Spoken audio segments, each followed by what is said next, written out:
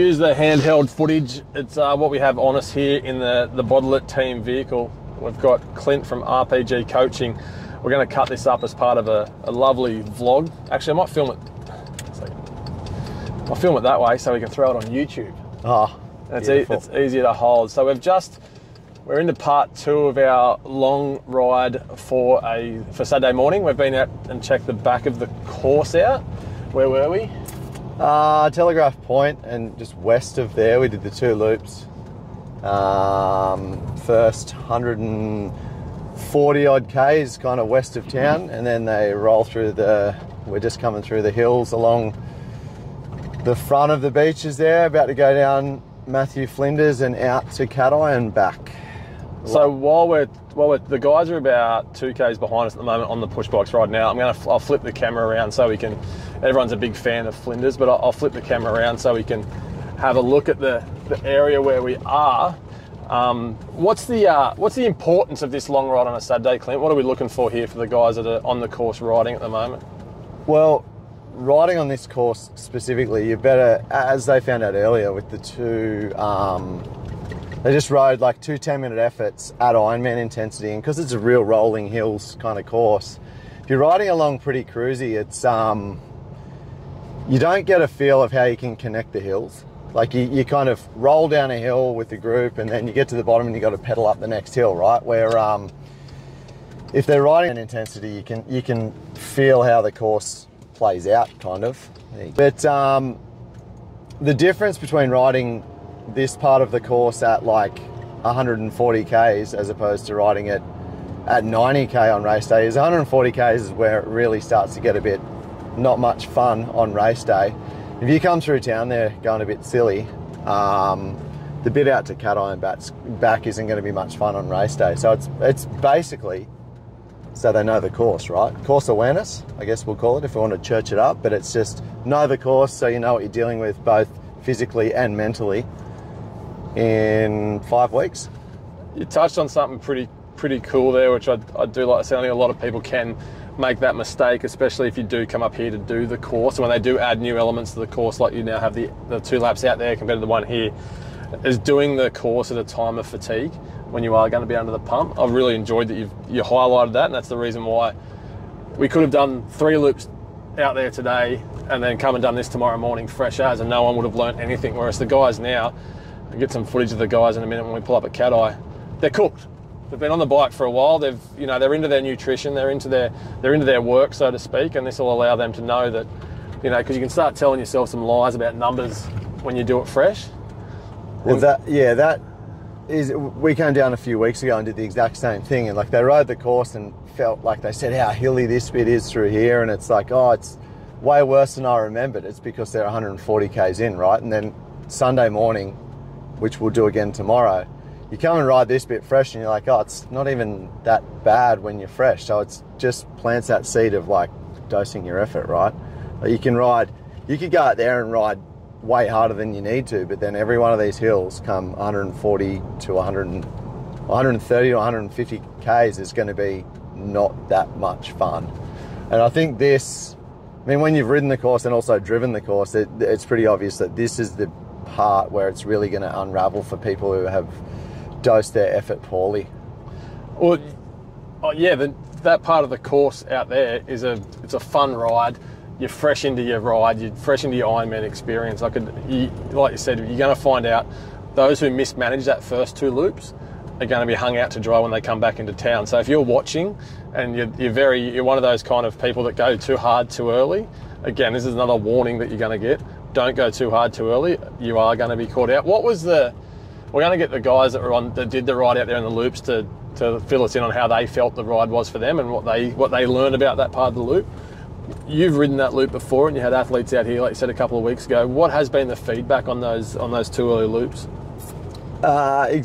Pretty much what I said before is that if you're riding it slowly and you're not riding it at a smooth power, as in like pushing power down the hills to ride up the next hill, that it does feel like, whoa, this will be a really slow course. But then when you actually put in the effort and ride it smoothly at your kind of Ironman effort, a lot of those hills aren't really there because you roll up that hill with the power that you've created from coming down the previous hill. So it's basically, if you ride it, if you know the course and you ride it smart, I feel like it's going to be, it'll be a lot better on race day than people would expect.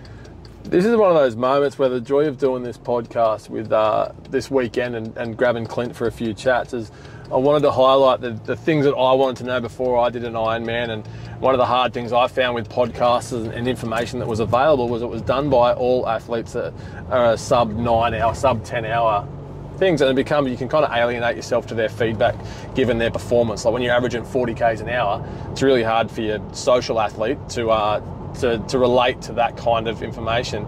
So what I did this morning is I jumped on and rode the first loop, and I really wanted to practice what Clint had just said, because I heard this before Port and I didn't listen. I just assumed it was a fit guy thing or something that, you know, strong athletes with a power meter could do. So when I rode this morning, I really wanted to practice, okay, well I'm 120 kilos at the moment, not as fit as I need to be, but you know, maybe if I try doing some of this stuff that RPG Coaching and Clint and that are pushing, and while we're here, the difference it can make. And I can personally vouch for this. Was the first time. Last year I come out here and rode out here. I didn't push on the downhill. I took the downhill as an opportunity to grab a drink, get something to eat, and kind of recover before the next uphill. And it was an absolute nightmare of a day for me, because every time you get to the bottom of a hill, you look up and you've got to work, and you push yourself into the red to get over the hill. Whereas this morning out in the new course, nowhere near as fit as I was last year, it made life so much easier. By the time if you actually stop at the top of a hill, look down the hill and go up a gear, and remind yourself to work, which is hard under fatigue, but it's why you're listening to this podcast to remind yourself that it needs to be done. The hill was done. Before you could even, you know, you're 2/3 of the way up the hill before you need to change down gears. And that was a really cool, to vouch for what Clint's saying, I guess is a long way that I've gone around it. But yeah, you can definitely push, and the harder you push on a down, and it's not even pushing harder, it's just keeping weight on the pedals to get that momentum, pays dividends in the long runs. Like your average speed, my average speed was quicker than I thought it was going to be, just from those little things. Also, I'm going to throw a bit of advice out. You can throw some advice out too. I also am one of those people that will rush to grab gears, and if I see a hill ahead of me, I'll go down 4 gears quickly. And then what happening is I'm spinning nowhere and going nowhere. I tried this morning to not grab gears and just go down 1 or 2 when I was needed, and actually grind a bit harder, and I found life out there so much easier because of that. I wasn't rushing into dropping into the small ring or going 4 gears down. It made life a bit easier. Is there any science in that or anything you want to add to that, or am I just dribbling? Well, I mean, the simple thing to say is like use your gears. That sounds really stupid, but it's very much the case. And so on that, make sure your bike is operating well. Like if you're going to get out there and be just going through up and down your gears constantly on race day, you need to have confidence in it, because especially changing gears under load, in terms of like, say you get to the bottom of a hill, and Matthew Flinders is a good example. You always see people get to that hill and they'll like, you know, someone's always dropping a chain or something, because they'll go from big ring to little ring under load. So you've got to be confident that your bike's running well, right? So obviously get a service like 3 or so weeks out, so you can actually ride it, be confident with the work that's been done, and just be confident in using your gears, because you don't want to be, one, you don't want to be proper grinding over hills, and 2, you don't want to be spinning out on the downhills because you can't be bothered picking changing. up chains. Yeah. Coolio. That's our first little bit of reflection from the first 2 laps that we did out there today. I'm going to keep adding to this. This will go up as a video log, a vlog, I believe they call it, on YouTube. All of these pieces, but we are going to actually sit back down and do a bit more of a comprehensive view, I guess, of what it's going to take. But yeah, we'll keep posting away. At the top of the top of the golf club, there's a climb coming out of Port Macquarie here. Now, what they usually do, and I think this is the same this year, there's an aid station just there before the car park here. And a trick for young players is what I found, what I was doing was you grab your water, you grab your banana, and you get to the top of this hill that I'm about to point the camera at, and you start eating and drinking and relaxing on the downhill just here. Clint, what's a better approach to this hilly, it's weird there's a camel section near the camels, mate, but what's a better approach to this hilled area? Well, if you're going to go through the aid station and grab nutrition, hydration, whatever, you put on your bike and pedal down the hill, because this is a really good example of what I was saying in terms of connecting the hill. Show them this, where if you come off this hill, you're keeping pressure through the pedals, You're actually riding the downhill as well as you can, obviously using your gears again. You keep pressure through the pedals here. You're riding at your intensity. As you come up, you get to about here on the hill before you actually really notice it's a hill. So then as you come back over the top of the hill, another hill on the way down, same thing, pressure through the pedals. It's all about just keeping your effort level up and down those hills. So then you're gonna basically negate the hills if you can ride smartly, and even power. So what we'll do on the way back through, hopefully we can get Liam, because he's really good at it, to just roll through those hills at his Ironman effort, and you'll see how he attacks it. I'm at between Port Macquarie and Lake Cat Eye. I'll spin you around in a little bit. We're following as the boys work their way along the flat. Clint just went to mention a very valid point, and I stopped him so we could hit record. He's going to give us some information about the course, mate. 11:30, so 11:30, this is about when they'll be out here. And if you look, car says it's 24.5 degrees, starting to get pretty warm. Not a cloud in the sky. Yeah, and also the back part of the course has a lot of shade, and as you come through town and get to here, it's pretty solid. And it's now where, we just spoke about the golf club aid station. If you don't grab the right stuff there, you got this long, straight, hot bit of road, and it really does start to get hot, where, this is where it's going to start to get a bit grippy if you've gone a bit silly through the first bit. Here's the guys now. We're coming up on Liam and Reese. They're using the flat bit as a bit of an effort. From a coaching point of view, when you're following these guys and watching stuff, mate, are you looking for anything? Is the way you judge their body language on the bike and get a read from that, or is it just different horses for different courses? More so how efficient they are. You can see Liam's incredibly efficient on a bike, and there's the best way to see how strong someone is getting is really when they're riding, what would be 4.5 hours in now.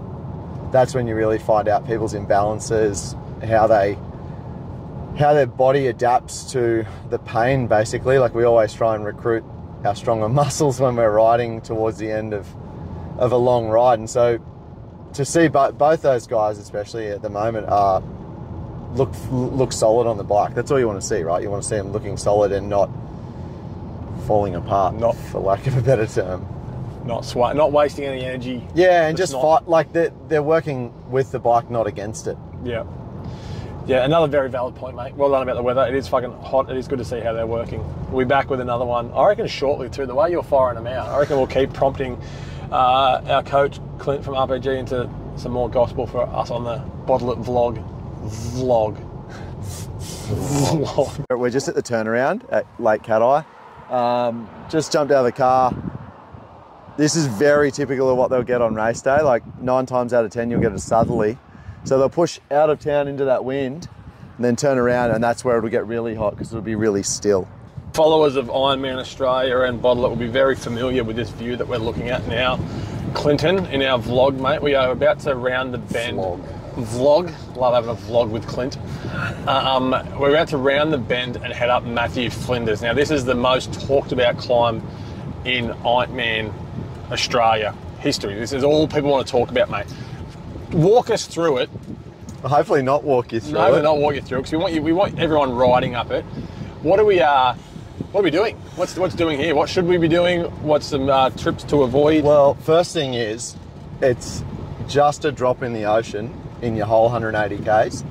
You're only doing it once in the Ironman, twice in the 70.3, but it's like a couple of 100 meters of 180. So if you do have to walk it, not the end of the world, all right? If you're going to send your heart rate through the roof to the point where you're not going to be able to recover, then you are better off getting off and walking and taking the minute to get up and then jumping back on your bike. But it starts here. We're a couple of 100 meters around the corner, slight downhill. So you can actually, what we were talking about before, you can actually... You hit it with speed. Yeah, you can hit it with a fair amount of speed. You come around the corner, you still carry speed through this. You're not rolling up to it, you're not really thinking about it. As you come through this hill, yes, you get to see the offence that is Matthew Flinders. But even this is down. We're still down. You come through this part, it really only gets grippy as you lose a lot of your speed, and this bit gets really steep. But once you're over that hump, it's not that bad. The one problem that you see with a lot of people when you look at their files after the race is you'll come up the hill, you get to here, the crowd's going berserk, that's great. But what you got to remember is the next kilometre or so is a slight uphill. And when it's a slight uphill like that, if you leave your heart rate at threshold and you keep continuing to try and ride hard for the next kilometre or so, that's when people do damage. It's not so much the hill that does the damage, it's the preceding 2 or 3 or 5 or 10 minutes where you can go all the way up to the next intersection. So you're saying one of the issues that does come out of Flinders is not so much what we just went up, is the next part of the course from the damage you're doing it. We're going to walk you through the next part too. We're at the top of Flinders now. We're going to watch. We've got Blake Parker and Bill Dawes about to come up. We're going to commentate as we watch them come up the hill, which they're going to hate, we're going to love. So we'll go and watch them pant on a vlog. So he's on that second hump now, just where you said it got grippy. That's where, like, he basically rolled to that part of the hill, and then that's where all your speed washes out. But from there on the way up, it's just about using your gears and getting through it as easily as possible. Hopefully we can hear him panting in a minute. We should get close enough that we should be able to hear him pant. He's looking strong. What a great part of the course. We're lucky to have this on the course. Blake at the moment wouldn't be feeling so too easy. Lucky. Look at that, mate. Strong as fuck, mate. Well done. Yeah, look at Bill. So Bill's just hit the second hump. He's done this before a few times on the 70.3. I reckon he's in the wrong gear. That's pretty safe to say. See how he's grinding pretty hard? Once he hits the flatter section here, hopefully he's got more gears. And unless he's actually not geared for it, and then obviously he'll go home. He's not reaching for the gears though, so he's made his bed. He can lie in it. Hopefully he goes home and looks at it. Oh! We might have to edit this. I can't have the guy being stitched up here. What gear's he in? Big ring? He's smiling. We've got a smile. We love Flinders. We can't wait to be back up here in May with the crowd beside him making some noise. What gear are you in? You in the right gear? What gear are you in? We're gonna have to have a look at that. You don't have the gears for that shit. It must be your back. It must be your back cassette. That's it. Yeah. Two of our athletes have just got up Flinders. They're rolling around the corner now, Clint. So they're moving on to that section that you spoke about before, the one that'll hurt you if your heart rate's in the red. So if you're not in the red, you're going to kick okay. If you are in the red, I reckon Dawesy might be close. Yeah. This is a bit where you've just got to calm down, right? You ride along. This is where you can stop, like not stop, but you just ride along, grab a drink, and really concentrate on getting your heart rate down. Get some deep breaths in, and just not stress about. I mean, you give away 30 seconds here, and you'll certainly get it later in the race. That's for sure. Good advice there. Good usable advice. Give away 30 seconds to recover from something like that, and you're definitely going to make it later in the race. Don't give away that 30 seconds. You're going to pay for it.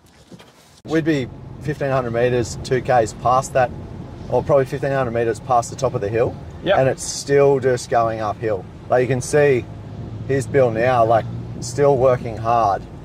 So if you've ridden up that hill hard, you haven't recovered, you know, you're probably 5 to 7 minutes of just burying yourself, and you've got to remember that this is at like probably 174 to 175k into the race. So you got to run shortly after this. This is where you start to think, oh, I've got to get off and run a marathon. So yeah, that's certainly one section where like you give away 30, I promise you can go and cash that check later in the marathon. If I get my vlog for it.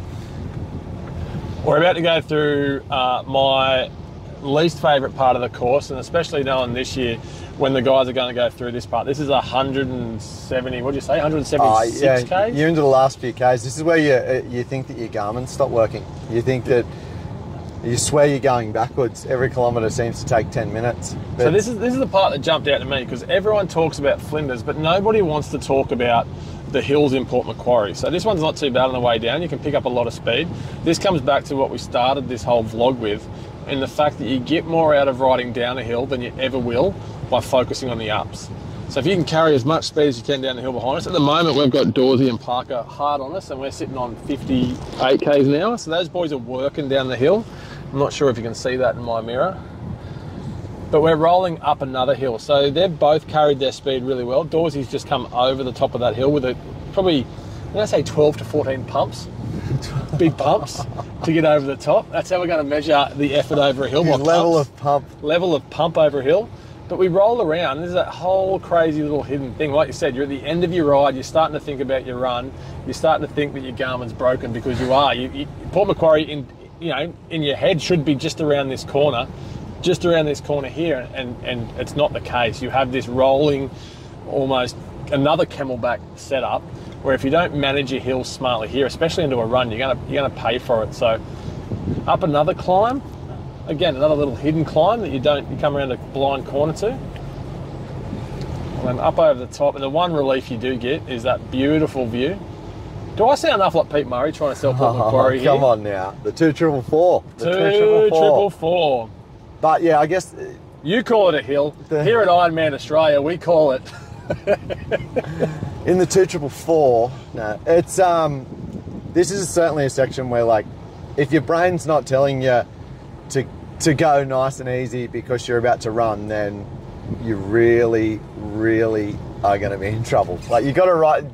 Just don't worry about your overall time. Don't be looking at your speed, your average, any of that. It's like, all right, I've just got to set up now. For the run. For the run. Be it, get the last hydration in, what nutrition have I had, all right, we're good, let's go. We might sit in silence, might edit some music into this part, because we come down, what's this little beach called down here? You got me. Don't know, it's one of the beautiful beaches in the 244, but I can tell you that. It is one of the amazing things. Pete Murray's not only sitting here watching this, shaking his head at our impersonation of him, he's embarrassed that we don't know his beaches in his backyard to sell them to the community. So again, you roll down. I enjoy this. There's people, all these hotels here. You start to see some faces and some porters. So this part is this hill. This hill hurts. People always talk about Matthew Flinders, worrying about that. Where this hill starts 100 meters back, come along. You haven't got really much to roll into it. Your speed washes out. And this kick, we felt it in the car. I don't know if you'll see it through the camera, but you just come into this double kick, and you're in your granny gear. You're looking at your Garmin. You're done for the day. You want to throw your bike into that ocean. Just remember, this is the last one you got to go. This is the last little up, and I reckon this is not far off that first little rise in Flinders. For sure. And it kicks you up and over. And right now, you're starting to question your choices to buy your Ironman Australia ticket. But this is the fun part. This is the part where if you're an egotistical animal like myself, you're going to light up, because as you come over this hill, not only do you get a downhill, that tree's where I stopped with cramp last time, not only do you get a nice little downhill roll, as we're about to see, this downhill, again, if you've been listening, this downhill should carry you over this uphill. That's what we're working towards. Perfect. We're going to roll up over this hill, and this is when you start to see some supporters. This is when you start to see, look at that view. There you go, Pete, get them up here. All you've got is a marathon to go. All you've got is just a little run around Port. We're going to break that down too in detail. Probably not as accurate as detail as this has been, because this is world-class commentary. You roll down this hill, you've got spectators on this hill. They're either walking down into town from their accommodation to watch you do your short run, and it starts to feel really good. So again, a few key takeaways from the 5 or 6 rambles that we've had with this vlog. We're getting better as vlogging as the day goes on, I feel. We're really working into this vlog. The key takeaways are from the first 2/3 of the course out the back of nowhere. The last third of this course out here is hill management. The bike course here has got hills. There's no if, buts or maybes about that. However, if you mitigate these hills correctly, using the downhills to get up and over the uphills, keeping things nice and even, and there's a range of ways you can do that makes it up to you, whether it's power, whether it's heart rate, whether it's perceived effort. Do I sound like a coach? You're killing it, mate. Perceived effort. Whatever you need to judge your own thing, let's keep that nice and even. But again, use the downhills here at Ironman Australia. I'm channeling a bit of Adzi Gordon now. Can you hear it? We're going nuts. Use your... Are we down there? No, next one. Use your downhills to get yourself up the uphills, and we're about to get out in the run course and have a look and show some things off.